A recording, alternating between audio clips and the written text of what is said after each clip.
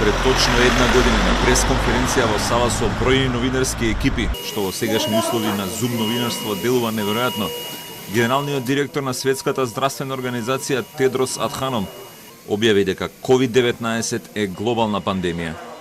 WHO has been assessing this outbreak around the clock, and we're deeply concerned both by the alarming levels of spread and severity and by the alarming levels of inaction. We have therefore made the assessment that COVID-19 can be characterized as a pandemic.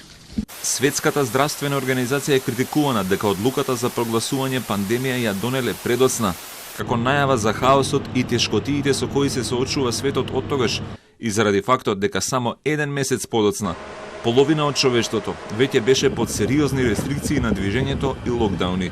Точно една година подоцна веќе има повеќе од 117 милиони потврдени случаи, додека животот од COVID-19 го загубиле над 2,6 милиони луѓе од целата планета, што представува зголемување од 99.000% во бројот на инфекциите. Пандемија инаку се прогласува кога некоја нова болест има потенцијал да се шири глобално.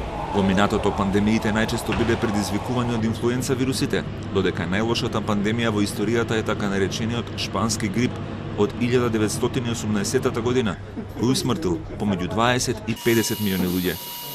Многу експерти тврдат дека почетните грешки во справувањето со коронавирусот, како недостатокот на ПЦР тестове и заштитна опрема, придонеле за брзото ширење на вирусот во некои држави во текот на февруари.